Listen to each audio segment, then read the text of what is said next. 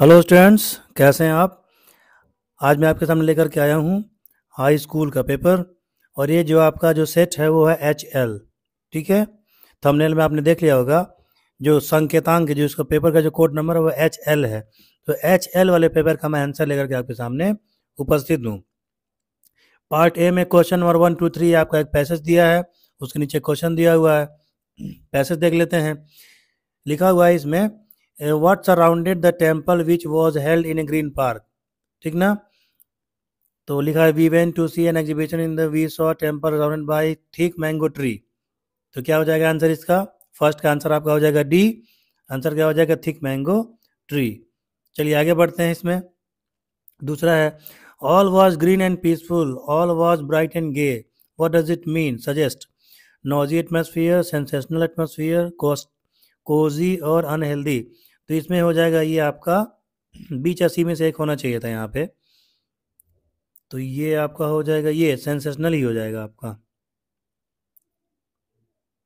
ठीक ना। तो इसमें आपका हो जाएगा सेंसेशनल। टू में आपका बी आपका सही है। Which word in the passage is opposite of city. City का अपोजिट पूछ रहा है।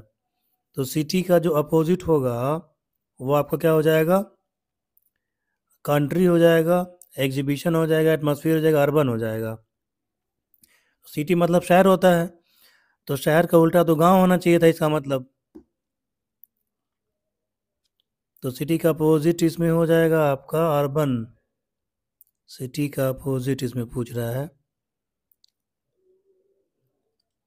ये क्वेश्चन मुझे थोड़ा गलत लग रहा है क्या। अपोजिट ऑफ सिटी, सिटी मतलब शहर होता है, शहर का उल्टा क्या हो जाएगा, शहर का उल्टा गांव होता है।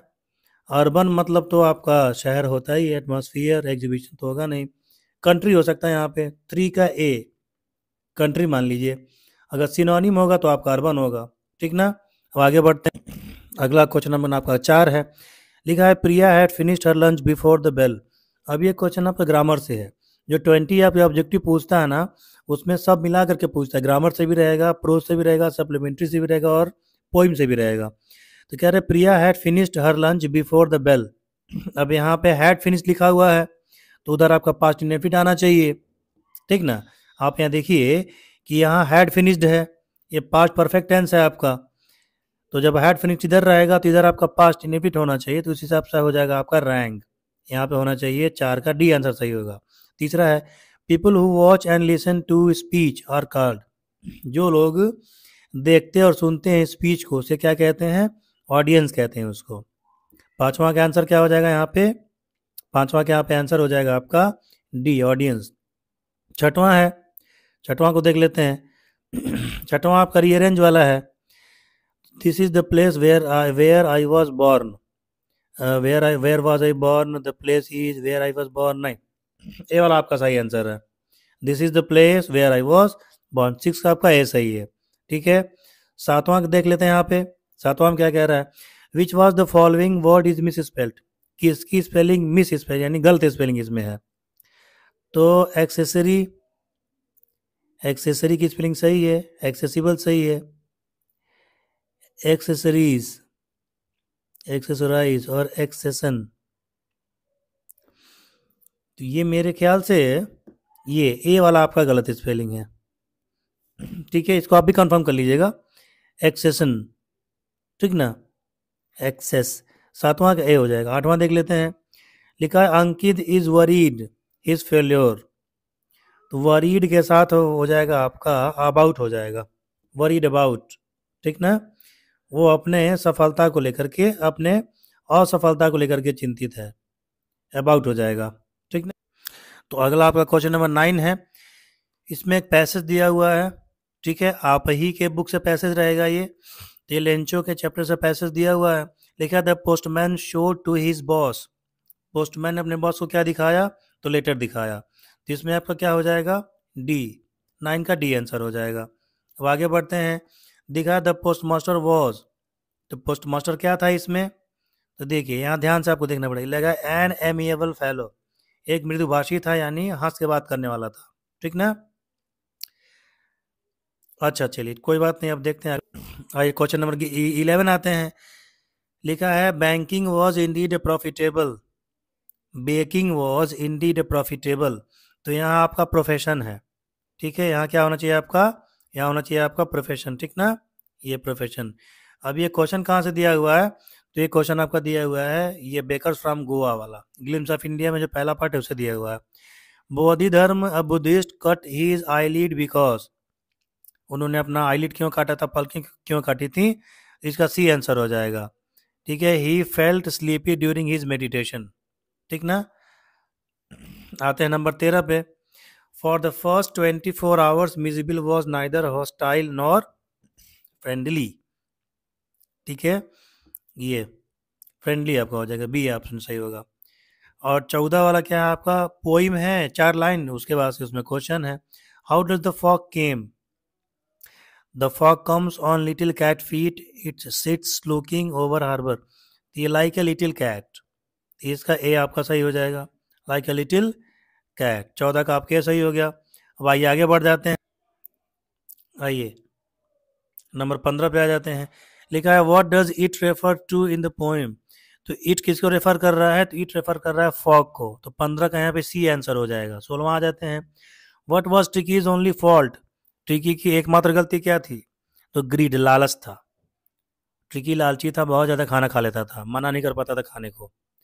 17 है who came with A small bundle of notes one evening, bundle, ये स्मॉल बंडल ऑफ नोट के साथ कौन आया था, तो अनिल आया था। ये आपका उससे है, थीफ स्टोरी से, अनिल वाले और हरी सिंह वाले चैप्टर से है। 18वां है what was the real name of भोली, बहुत आसान है, सुलेखा। भोली का असली असली नाम क्या था, भोली का असली नाम का पता, सुलेखा, तो 18 का सी सही हो जाएगा। 19 पर चले आते हैं। लेकिन I will not have such a mean greedy and contemptible coward as my, इसमें आंसर होगा हस्बैंड, ये भोली वाले चैप्टर से है। जब भोली से 5,000 रुपया मांगता है उसके पिता से, तो भोली उसको धिक्कारती है, उसकी निंदा करती है, एज माई हस्बैंड, तो 19वां का क्या हो जाएगा, हस्बैंड होगा, ए होगा। 20वां पे आ जाइए।